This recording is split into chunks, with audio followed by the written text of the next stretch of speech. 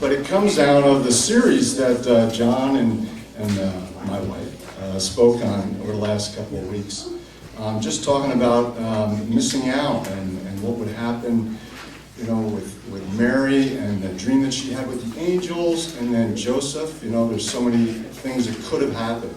And there were choices along the way that God orchestrated that just, that made it all happen. And so this song kind of came out of that. It's called What If, and it talks a little bit about what our response might be. We can watch or we can participate.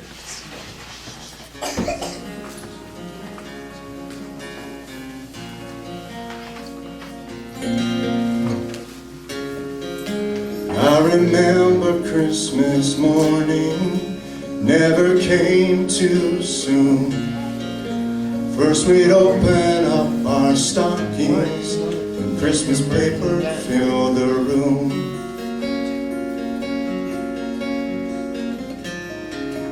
What would Christmas mean to you if you lived with open hands? Would you see the bigger picture? Would God cast His plans?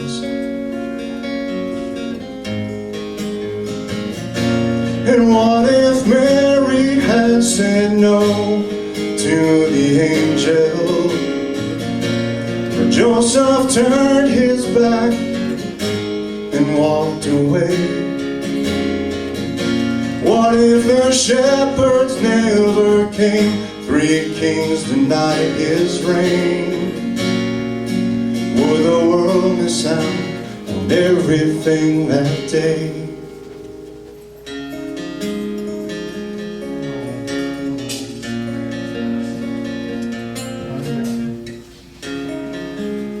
We all have different memories of Christmas through the years. Some are not so picture perfect, and sometimes they're filled with tears.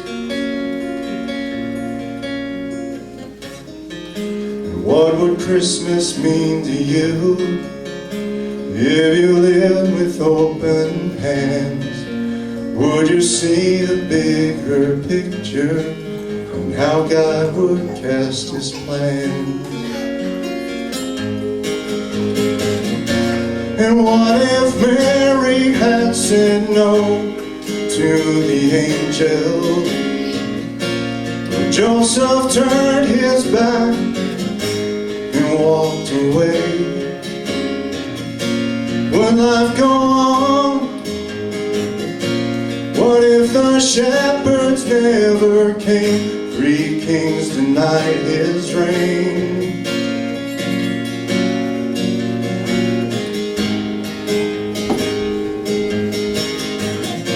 What if you made excuses not to be here? Or turned your back on all you've heard and seen? Would life go on the same in a world that hides the pain? Could you live with missing out this Christmas day? And what if Mary had said no to the angels? Or Joseph turned his back and walked away? What if the shepherds never came? 3 kings denied His reign. Could you live with missing out till He comes back again?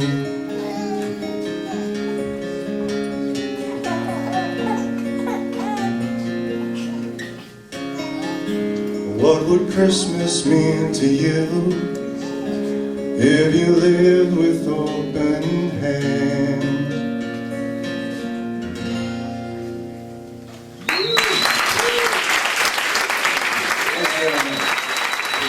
I mean, it's not uncommon to see somebody walking down with 2 iPod earphones in their ears, some sort of BlackBerry or handheld device, a cell phone, and generally they're having about 3 conversations at the same time.